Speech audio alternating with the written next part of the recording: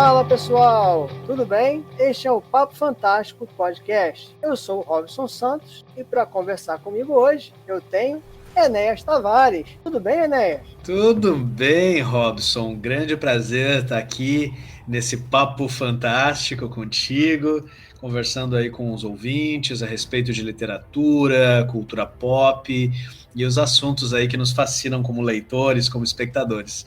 Um prazer estar conversando contigo. Valeu, Enéas. Eu que agradeço a sua presença. E antes, da gente dar início a esse nosso papo, eu vou pedir, para que você se apresente aos nossos ouvintes. Maravilha! Meu nome é Enéas Tavares, eu sou professor na Universidade Federal de Santa Maria, trabalho com literatura clássica, pesquiso literatura inglesa e tenho uma carreira aí como escritor, como roteirista.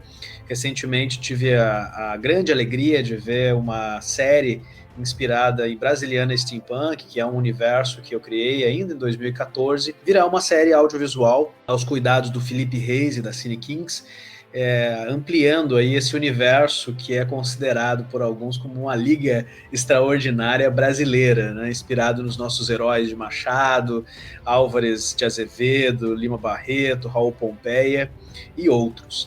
Muito bom. Começar da seguinte maneira. Vou perguntar para você se você já, desde lá de criança, já pensava em ser escritor, já escrevia alguma coisa. Como é que era aí a sua relação com a escrita? Eu acho que o ímpeto de trabalhar com histórias, Robson, começou bem cedo. Eu sou filho único, o meu pai era representante comercial e nós viajamos muito, né, até a metade da minha adolescência, então eu tive aquela vida assim de viver me mudando de cidade, me mudando de casa, o que te faz ter menos amigos, né? E o fato de não ter irmãos para brincar e brigar fez com que eu me interessasse pelos livros, pelos quadrinhos desde cedo. Meus pais sempre foram muito leitores, né? Uma família religiosa também, então tem muito um percurso assim de narrativa bíblica, ao mesmo tempo valorização, né, da leitura, da escrita, dos quadrinhos. Eu fui alfabetizado com histórias em quadrinhos e gostava muito de desenhar na infância, então eu lembro de ficar criando as minhas histórias, rabiscando. Quando eu aprendi a ler, né, o que os personagens diziam lá nos balões, eu queria fazer as minhas histórias, né? E eu acho que a minha adolescência ela começou assim, com esse desejo, com esse ímpeto de trabalhar com literatura. E isso acabou me levando ao curso de letras. Isso acabou me levando à carreira de professor também e escritor, que é uma forma de trabalhar com literatura, né? Eu sempre digo que o que eu faço é muito amplo, né? Diferente de eu estar ensinando, de eu estar escrevendo, de eu estar estudando, de eu estar traduzindo. O que eu faço é trabalhar com literatura. E esse é um desejo que vem desde cedo e acaba culminando aí no fato de eu ser um sujeito de 38 anos que às vezes se acha ainda muito menino, muito criança, muito jovem, né, se divertindo com as histórias nessas múltiplas modalidades. Você lembra, se recorda, quando você publicou pela primeira vez alguma coisa? Sim, sim, foi. Isso é um tanto recente, né? Porque eu entrei no curso de letras em 2002 e eu não sabia muito do que se tratava o curso de letras. Eu pensei que curso de letras iria, né, me formar como escritor. Já no primeiro semestre eu apresentei, mostrei os meus contos para uma professora e ela me decepcionou dizendo que eu estava no lugar errado se eu queria aprender a escrever literatura, porque o curso de letras era sobre estudar, era sobre traduzir, era sobre ensinar literatura, mas não exatamente um curso que ensinava, né, a escrita literária em si. Eu fiquei um pouco chateado com isso na época, mas ao mesmo tempo eu sempre gostei muito, né, do contexto de sala de aula e me encontrei como professor, deixando um pouco a carreira literária para depois, né? Eu pensava assim, bom, primeiro então eu vou fazer a graduação, vou depois avançar na minha pesquisa, me tornar professor e em algum momento futuro eu volto a esse sonho. E aí de vez em quando eu tirava alguma coisa na gaveta, escrevia, depois guardava, enfim, né? Até que em 2009 eu me mudei para Porto Alegre, eu estava já no doutorado, fui fazer uma parte das disciplinas na Federal do Rio Grande do Sul, e eu tive o prazer de cursar a oficina de escrita criativa do Luiz Antônio de Assis Brasil, da PUC do Rio Grande do Sul. Essa é a oficina mais antiga do Brasil, né? É uma oficina com mais de 30 anos, né? Recentemente o próprio Assis publicou um livro pela Companhia das Letras a respeito da escrita de ficção, né? A respeito dessa experiência dele como um professor de escrita criativa, além do escritor que ele é. E em 2009, então, eu fiz o curso, foi um ano inteiro de curso, né? Uma oficina de 2 semestres, todas as quintas-feiras nós tínhamos esse laboratório de escrita, em que a gente podia ler as coisas que a gente produzia para ouvintes que não eram familiares, não eram amigos, né? Não eram, né, aquelas pessoas assim que elogiam muito o que a gente faz, mas às vezes não dão aqueles toques mais críticos, né? Então a oficina foi a primeira oportunidade que eu tive, Robson, de testar o meu texto para uma audiência, né, que não uma audiência de amigos e familiares. Na oficina do Assis Brasil, para a prática que no final do ano, reunisse os seus contos, os contos produzidos durante a oficina, ao redor de uma temática e publicasse uma coletânea. Então, no início de 2010, nós publicamos contos de oficina 40, era a 40ª turma, e lá, né, nesse livro, nessa publicação, nessa coletânea, eu publiquei os meus primeiros 4 contos. Eles formavam uma noveleta experimental chamada As Idades do Homem, em que eu recortava, né, um período da infância de um personagem, um período da juventude, um período da vida adulta e um período da velhice. Não era exatamente uma narrativa fantástica, embora tivessem uns ou outros elementos, né, que dialogassem com o insólito. Então eu considero esse a minha primeira publicação, né? Depois, antes disso, eu tinha publicado alguma coisa, alguma crônica em jornal aqui de Santa Maria, uma história em quadrinhos também. Teve uma época que nós tínhamos uma escola de histórias em quadrinhos em Santa Maria, a Factory, e a escola fez uma parceria com o jornal da cidade, o jornal A Razão, que hoje não existe mais, e eu lembro de ter publicado uma página de quadrinho nesse jornal. Mas então eu acredito que foram essas as primeiras experiências, né, com a publicação. Até chegar em 2014, né, no concurso da editora Leia, e a lição de anatomia do temível Dr. Luizon. Esse sim, o que eu considero o meu primeiro esforço literário, sério, né, publicado. Mas aí, em relação a esse livro, você já tinha ele pronto, né? Você só colocou ele no concurso. Foi isso? Parcialmente, Robson, parcialmente. Eu costumo dizer, né, pros escritores, enfim, ou mesmo para os alunos, que o melhor amigo, né, de um escritor é o prazo. E o concurso da Leia, na época, me deu isso. Ele me deu um prazo. Era um concurso que ele ocorria no decorrer de vários meses, né? E quando eles lançaram o concurso, era em março e o concurso terminaria em junho. Eu tinha 60% do lição de anatomia pronto. E quando eles lançaram o concurso, eu disse, eu vou concorrer, né, e eu vou usar o deadline do concurso para terminar o livro. E aquilo foi muito bom, porque aí eu mergulhei na escrita. Como eu não começou 2 anos antes, mas ela avançava, parava. E aí foi graças ao concurso que eu pude, assim, afinar mais a ideia, né? Eu já tinha um pouco a coisa dos heróis da literatura brasileira, o Isaías Caminha já estava lá, o Simão Bacamarte também. A área principal do assassino em série e do investigador já estava formada também, mas os outros personagens que entraram depois, Vitória Juan, Dr. Benignos, a própria Beatriz de Almeida e Souza, que é uma personagem que compreende o principal enigma do livro, né? Isso foi montado naqueles 3 meses, né?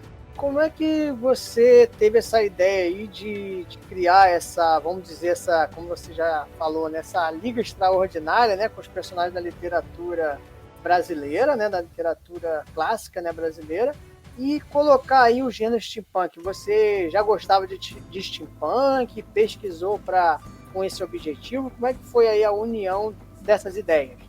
Como todo e qualquer projeto criativo, Robson, as origens são múltiplas, né? Eu descobri o steampunk através do Alan Moore, com a Liga Extraordinária, que é um dos meus escritores assim, favoritos, um escritor que eu releio, estudo, acompanho, né, já por muito tempo. E a Liga Extraordinária sempre me fascinou por várias razões, né? Primeiro, era uma história divertida. Segundo, era uma história que recuperava uma área de mais de 100 anos, né? Uma tradição em domínio público. Terceiro, né? É o steampunk, que é esse gênero de ficção científica, esse tipo de ficção científica, que recria um passado que poderia ter existido. Quer dizer, tem 1000 elementos interessantes ali para a gente brincar, né? E sempre quando eu li a Liga Extraordinária, volume 1, volume 2, o Black Dossier, os outros quadrinhos, ficavam me perguntando por que nós não tínhamos isso na literatura brasileira, né? E aí tem uma outra origem também do Brasiliano Steampunk. Além da Liga Extraordinária, a minha frustração como aluno de ensino médio, primeiro, e depois como professor de literatura, né, que batalhava com estratégias, possibilidades de ensinar literatura em sala de aula, né, para uma audiência mais acostumada com cinema, com histórias em quadrinhos, com jogos, né? Então o Brasiliano Steampunk, a lição de anatomia, um pouco nasceu disso, né? Do meu conhecimento como professor de literatura, da minha frustração de aluno de ensino médio, da minha fascinação com Liga Extraordinária, além de outras possibilidades narrativas, né? Na época eu estava lendo muito Thomas Harris também, né, do Silêncio dos Inocentes, Hannibal, Dragão Vermelho, além do meu fascínio por Anne Rice também, e aquilo que a Anne Rice faz com o sul dos Estados Unidos, né, com aquela Nova Orleans povoada de criaturas fantásticas. E por que não fazer isso no Brasil, né? Por que não fazer isso em Porto Alegre, que era uma cidade, né, que eu admirava, adorava, gosto muito, né? Então todas essas energias culminam aí no Lição de Anatomia. Você pode falar assim, um pouquinho só dele, sem dar spoiler, do Lição de Anatomia do temível Dr. Louison? Posso. Eu vou falar dele com o tweet, né, que venceu a primeira fase do concurso. O concurso da Leia foi muito perspicaz, né? Ao invés de possibilitar envie o manuscrito, o que a editora Leia foi solicitar que você enviasse um tweet. A terceira fase do concurso era o manuscrito, né? O tweet era o seguinte: num Brasil retrofuturista, os heróis da literatura brasileira clássica se unem para investigar os crimes do temível Dr. Louison. Quem é o temível Dr. Louison? E aqui eu já saio do tweet porque já passou de 140 caracteres. O temível Dr. Louison é um esteta, é um médico, é um anatomista, é um ilustrador, né, de figuras anatômicas, que da noite para o dia é revelado como um assassino em série. Ele é aprisionado num asilo, né, para criminosos insanos, que é o Asilo São Pedro, um lugar que existe em Porto Alegre. E isso não é spoiler, porque o romance começa com isso. O romance começa com Isaías Caminha, o personagem célebre de Lima Barreto, depois, né, dos eventos narrados no Memórias do escrivão Isaías Caminha, indo a Porto Alegre dos Amantes para investigar os crimes desse sujeito que então está nesse asilo para criminosos insanos. E aí o Lição de Anatomia é a investigação, né, de Isaías Caminha, que passa a contatar diversos personagens para saber não quem matou. O mistério do livro não é quem matou. Todos nós sabemos que foi o Louison. O mistério do livro é por que esse sujeito fez o que fez. E aí o leitor, né, vai acompanhando essa investigação do Isaías Caminha na medida em que o livro vai avançando.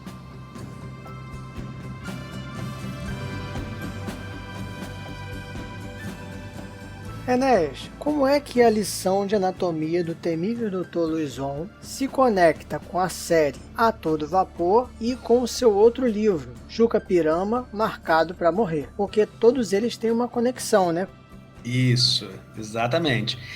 Se trata, Robson, de um universo expandido e que diz respeito a um universo que parte dele acontece na literatura, parte dele acontece nos games, parte nos quadrinhos, parte no audiovisual. Esse projeto, o A Todo Vapor, ele começou em 2017, quando o Felipe Reis me contatou, né, com a proposta de a gente fazer uma série audiovisual steampunk. Eu, de saída, aceitei o convite, né, sugerindo a ele que a gente usasse os personagens de Brasiliana.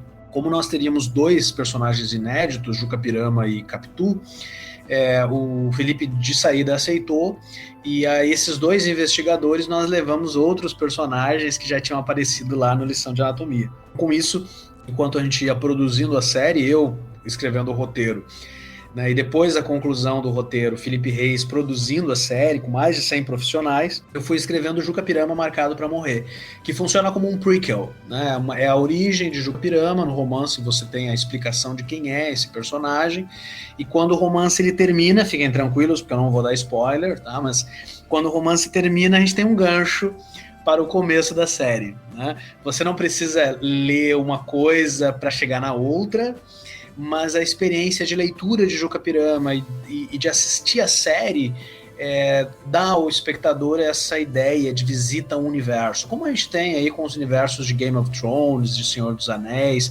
Harry Potter, entre outros. Então, o Brasiliano Steampunk e A Todo Vapor, ele tenta, né, produzir no nosso país essa experiência, a experiência de um universo expandido nessas diferentes mídias. E Enéas, antes essa série, ela seria para quê? Ela foi projetada para o YouTube? Ela foi projetada para ser transmitida por algum site particular? Como é que foi? O nosso primeiro objetivo, Robson, foi fazer uma websérie. E essa websérie seria lançada no YouTube, esse era o nosso projeto inicial. Só que aquilo que começou como uma websérie de 8 capítulos de 8 minutos, 10 minutos, se tornou uma série de 8 capítulos de 20 minutos, 25 minutos, dependendo do episódio. A série acabou ganhando e crescendo em escopo, né? Nós conseguimos uma empresa parceira maravilhosa chamada Animal In, animação sintética, do Javier, que é um grande desenvolvedor de efeitos especiais e trabalha com animação 2D, animação 3D. E o Javier e a parceira dele, a Marta, foram os responsáveis pelos efeitos especiais de A Todo Vapor. Com a adição dos efeitos especiais, Robson, a série ganhou um outro escopo e a gente começou, né, a inscrevê-la nos festivais nacionais, internacionais, começamos a enviar para alguns canais e a resposta era sempre muito positiva. Essa não é uma série que a gente possa, era isso que a gente escutava, né, que nós deveríamos almejar com A Todo Vapor um canal, uma parceria comercial, e foi isso que aconteceu. Nós terminamos a pós-produção em 2020, quer dizer, teve 3 anos de produção, 6 meses de pré-produção, de escrita de roteiro, ajuste de roteiro, Felipe Reis chamando o elenco, fazendo testes, enfim. 1 ano de filmagens e mais 1 ano e meio de pós-produção. Nós terminamos em janeiro de 2020, fechamos com a O2 Play, a distribuição dela, e a primeira ação da O2 foi fechar a parceria com a Amazon Prime para lançar nesse portal, né, nessa grande plataforma de streaming que hoje está aí em pé de igualdade com a Netflix. Então, o A Todo Vapor começou bem humilde, é um projeto humilde sob um certo aspecto, porque é um projeto heróico, de guerrilha, independente, mas termina assim como um projeto formidável em termos de qualidade, né? Tem vários espectadores nos mandando mensagens, né, dizendo que às vezes eles têm a impressão de que estão assistindo uma novela de época, né, da Rede Globo, o que é um ótimo elogio do ponto de vista técnico, né? As nossas novelas brasileiras são fabulosas, né? E então foi isso, o projeto que começou como uma websérie que hoje se coloca como a primeira temporada da série, e o nosso plano é que nós tenhamos uma segunda, uma terceira, uma quarta temporada com as aventuras de Juca Pirama, Capitu e companhia.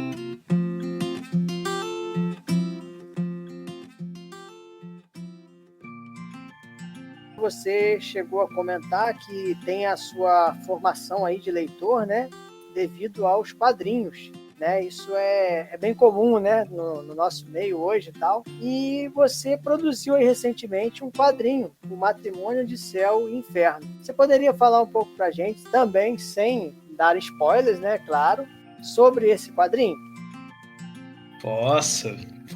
O Matrimônio de Céu e Inferno, Robson, é mais um exemplo do quanto a minha carreira como professor acaba influenciando, né, a minha criação e a minha produção artística.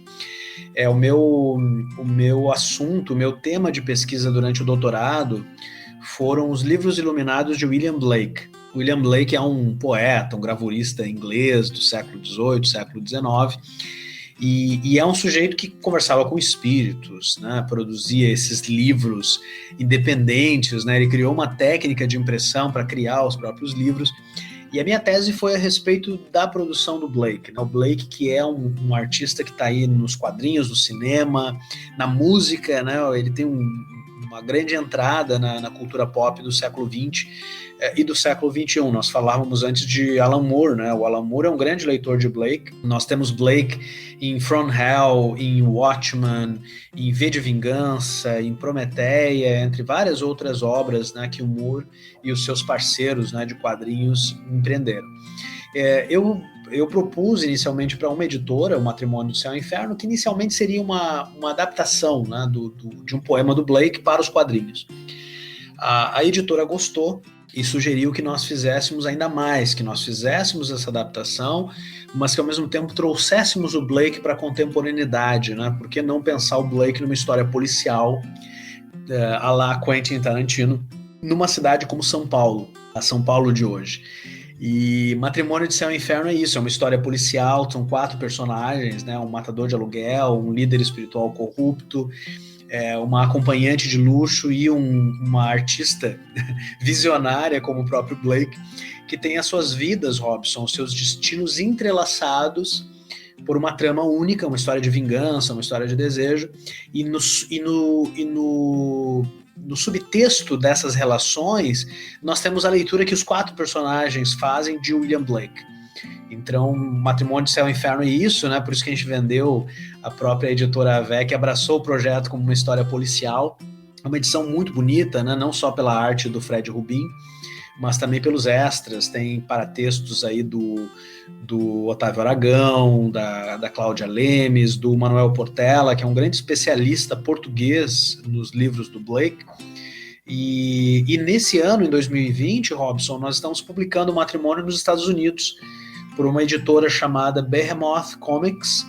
É uma editora que fechou uma parceria com o Fred Rubin de publicar os quadrinhos do Fred Rubin lá nos Estados Unidos, começando com o Matrimônio, até pelo apelo do tema, pela popularidade do Blake, né? Então, Matrimônio de Céu e Inferno é um encontro, é uma fusão não só do roteiro e da arte, não só um matrimônio, né, de Enéas Tavares e de Fred Rubin nesse projeto, mas ele é um matrimônio também do acadêmico, do pesquisador, do tradutor e também do quadrinista. E obviamente é um projeto que me dá muito prazer, porque é a minha primeira graphic novel longa. Eu tenho outros quadrinhos curtos, também em parceria com Fred Rubin, mas Matrimônio tem aí um lugar muito especial no meu coração.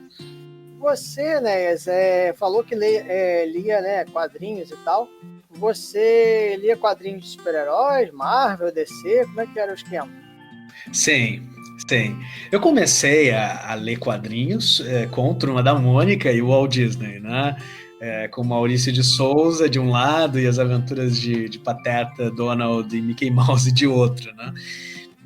E foi com os quadrinhos do Maurício de Souza que eu fui alfabetizado. Lá pelo início da adolescência, Robson, eu mergulhei em Batman, né? Na época, o SBT reprisava a clássica série do Batman da década de 60, com o Adam West, e eu lembro de adorar aquele programa, né? E de ser apresentado ao Batman pelaquela série. Então, o Batman acabou sendo assim, o meu salto dos quadrinhos infantis ou infanto-juvenis para os quadrinhos de super-heróis.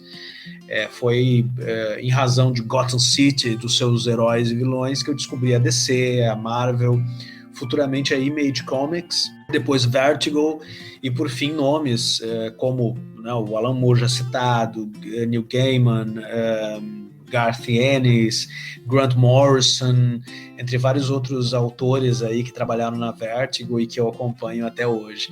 As minhas leituras de quadrinhos sempre foram muito ecléticas, viu, Robson? Sempre li de tudo e continuo lendo de tudo. Até hoje adoro quadrinhos de super-heróis, não acompanho com tanta regularidade, mas de vez em quando eu mergulho assim, em algumas obras.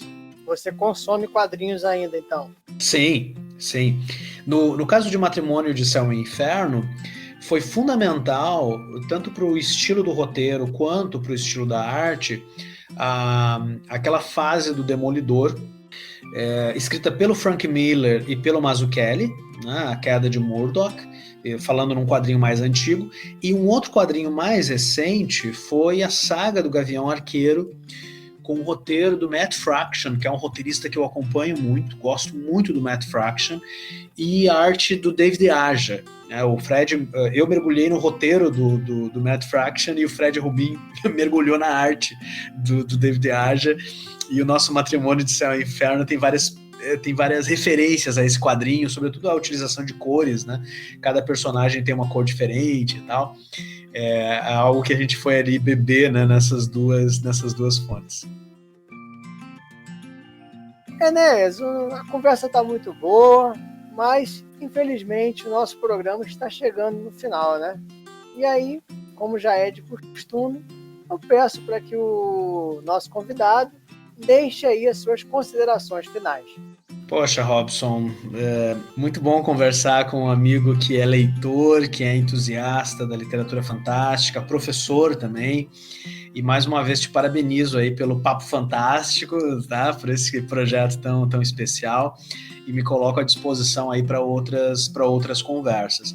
Para os nossos ouvintes, deixo os meus contatos aqui, eu estou no Facebook, estou no Twitter, no Instagram, tenho os meus 2 sites principais, brasilianasteampunk.com.br, tudo sobre o universo expandido dessa Liga Extraordinária Brasileira tá lá, e eu tenho o meu site de autor também, que é eneastavares.com.br, onde tem detalhado a minha produção de pesquisa, de literatura, de roteiro audiovisual, de quadrinhos. Então, aqueles que quiserem saber mais podem encontrar nesses 2 endereços. Fica aqui o meu convite para aqueles que têm Amazon Prime Video para curtirem a todo vapor, né? Nossa série brasileira, Steampunk Tupiniquim, com Juca Pirama e Capitu e outros grandes personagens da literatura brasileira, numa versão fantástica, numa versão divertida, numa versão de suspense e aventura. É um projeto muito especial, de 3 anos, de mais de 100 profissionais que acreditaram nesse projeto, que tentaram e que concretizaram, né, o seu melhor para um audiovisual brasileiro, né, voltado para o fantástico. Então fica aqui o convite, e eu deixo também o convite para curtirem aí Juca Pirama, Marcado para Morrer, que é o prequel de A Todo Vapor, romance publicado pela Jambô Editora. Do resto, me procurem aí no Twitter, podem me puxar lá para uma conversa, eu vou ficar feliz de trocar uma ideia com os ouvintes do Papo Fantástico. Mais uma vez, um grande abraço, Robson, e muito, muito obrigado por esse bate-papo extremamente fantástico nessa segunda-feira à noite. Valeu então, pessoal. Um abraço, até a próxima e tchau, tchau. Tchau, tchau.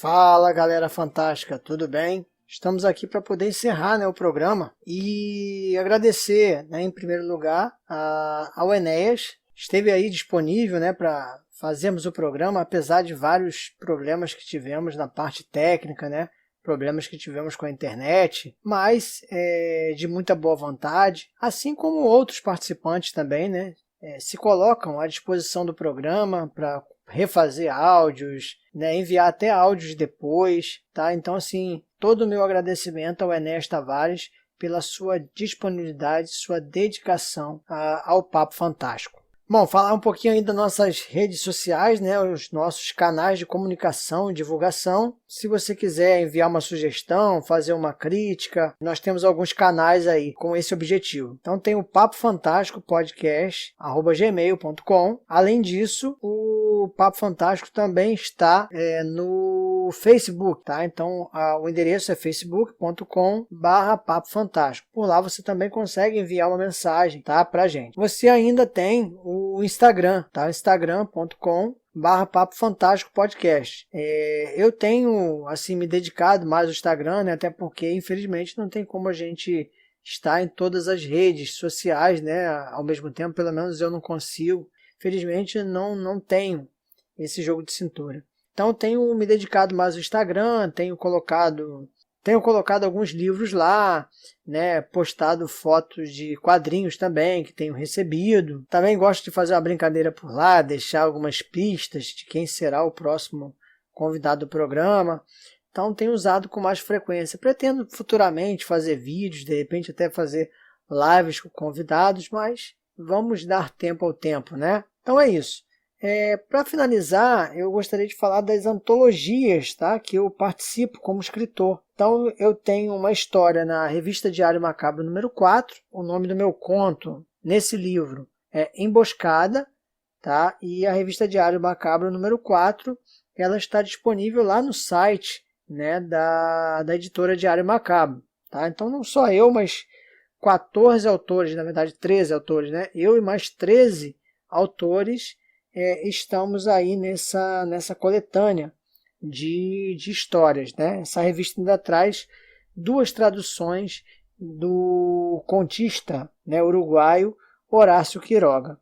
Entrou também na pré-venda o livro Planeta Fantástico, volume 2, da editora Metamorfose, com organização do Duda Falcão. Nesse livro, eu também tenho um conto publicado, o breve relato sobre uma aparição na Matriz, tá? E também vai ter o link aí no post para vocês.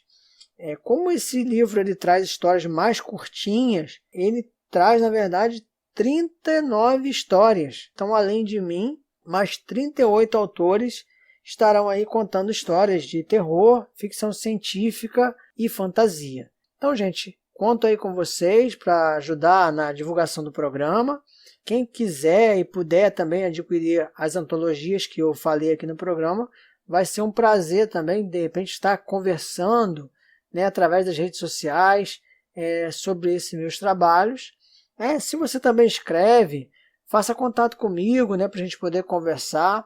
De repente, né, eu posso até trazer, né, você aqui no Papo Fantástico para a gente trocar uma ideia aqui. Quem sabe? Né? Isso aí é algo que eu tenho pensado também, né, como fazer do Papo Fantástico um programa mais democrático, mais aberto. Né? Então, você que é escritor, faça contato comigo, né? Me adiciona lá nas redes, né? Entre em contato, fala comigo do seu livro. De repente, a gente pode estar conversando aqui em um dos nossos programas, tá bom? Então, um abraço fantástico para todos, tá? E até a próxima.